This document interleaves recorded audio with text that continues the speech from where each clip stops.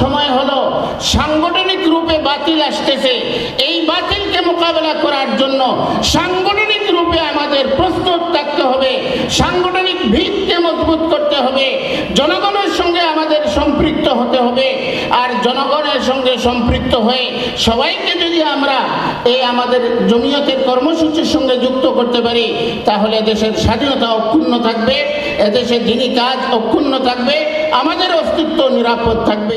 ছাত্র জমিয়ত বাংলাদেশ কেন্দ্রীয় সদস্য সম্মেলন ও কাউন্সিল অধিবেশনের সম্মানিত সভাপতি, মোহতারাম প্রধান অতিথি, প্রধান আলোচক, বিশেষ অতিথিবৃন্দ, জমিয়তে উলামা ইসলাম বাংলাদেশের কেন্দ্রীয় দায়িত্বশীল বৃন্দ, ছাত্র জমিয়ত, যুব জমিয়তের কেন্দ্রীয় ও স্থানীয় নেতৃবৃন্দ এবং কর্মী ভাইরা,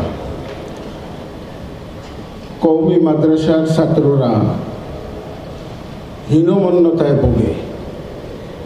কওমি মাদ্রাসার ছাত্রদের একটা হীনমন্যতা আছে যে আমরা লেখাপড়া করে আমাদের চাকরি কোথায়, আমাদের কর্মজীবনে কি করব, একটা অনিশ্চয়তায় ভোগে। ছাত্র জমিয়ত বাংলাদেশের সঙ্গে যারা যুক্ত হয় তারা হীনমন্যতাবোধের শিকার হয় না। ছাত্র জমিয়ত বাংলাদেশ একটি আদর্শ সংগঠন। সেই সংগঠনে তাদের চিন্তা চেতনার বিকাশ ঘটে। সেই সংগঠন এটা শিখায়, আল উলামা ওয়ারাসাতুল আম্বিয়া, আমি যে আলেম হব, আমি তো আম্বিয়া ইকরাম আলাইহিমুস সালামের উত্তরাধিকারী হব। আম্বিয়া ইকরামের যে কাজ, সেটি আমার কাজ। সেই কাজ আমি করে সময় পাবো কোথায় অন্য কোনো চিন্তা করা?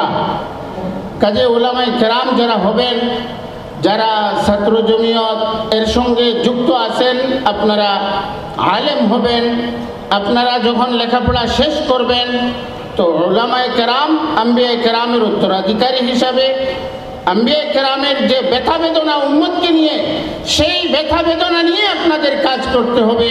আর এই ব্যথা বেদনা যদি অন্তরের মধ্যে থাকে, তাহলে আপনার ব্যথা বেদনাই আপনাকে কাজের মধ্যে লাগিয়ে রাখবে, আপনি হীনমন্যতা বোধের শিকার হবেন না। আম্বিয়া কেরাম আলাইহিমুস সালাম যুগ উপযোগী পদক্ষেপ গ্রহণ করেছেন।